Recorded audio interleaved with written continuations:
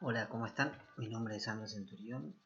Sé que están leyendo y escribiendo microficciones y microrelatos en sus clases de lengua y literatura, así que quería compartir con ustedes una serie de tips y de ideas para ayudarles a escribir y a mejorar sus textos.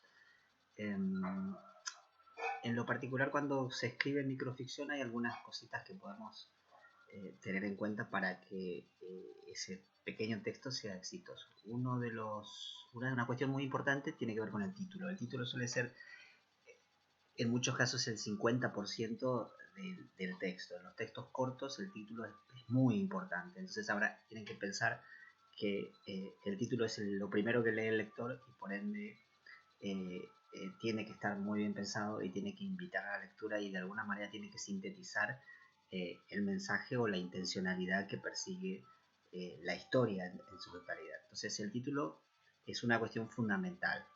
A la hora de escribir, a la hora de cerrar una historia, tengo que poner un título que sea bueno y que capte la atención del lector.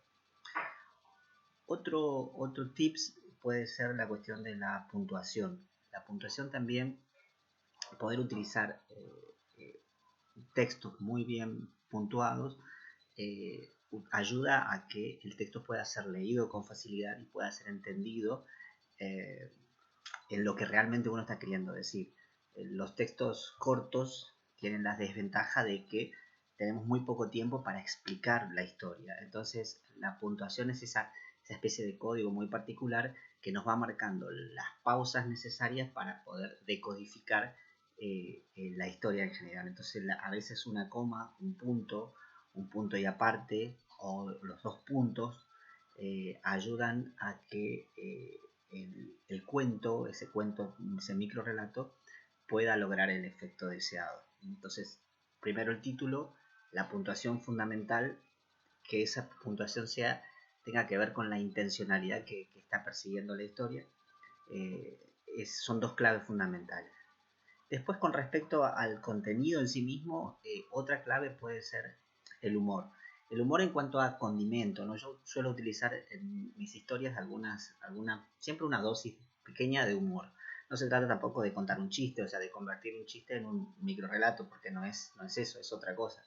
Sino que a veces hay historias que, por ejemplo, una historia comienza siendo de terror y termina siendo algo humorístico. Entonces ahí hay un giro inesperado y eso hace que sorprenda al lector o que instale una vuelta de tuerca sobre lo que el lector se imaginaba que iba a ser eso. Entonces ahí se produce cierta simpatía o cierto interés en ese texto. Entonces el humor con pequeñas dosis sirve y mucho.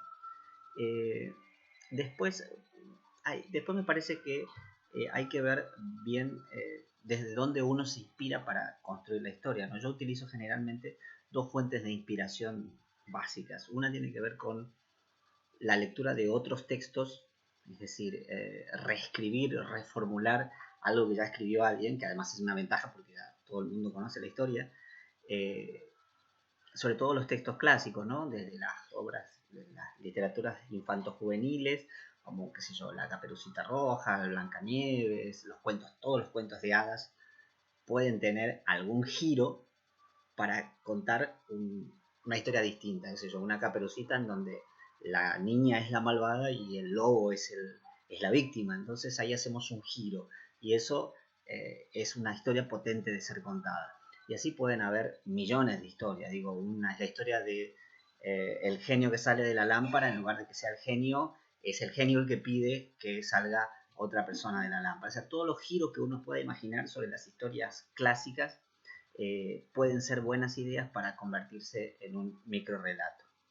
Entonces, una fuente de inspiración importante pueden ser las otras lecturas literarias de textos clásicos.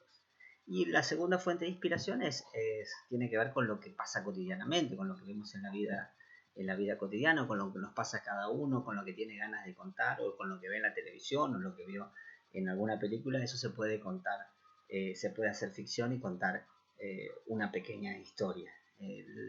Creo que el secreto por ahí está en tener la necesidad de querer contar algo, ¿no? Tener una idea, tener algo para decir a los demás y querer compartir con los demás, y tener la paciencia y el tiempo para sentarse a escribir y escribirlo.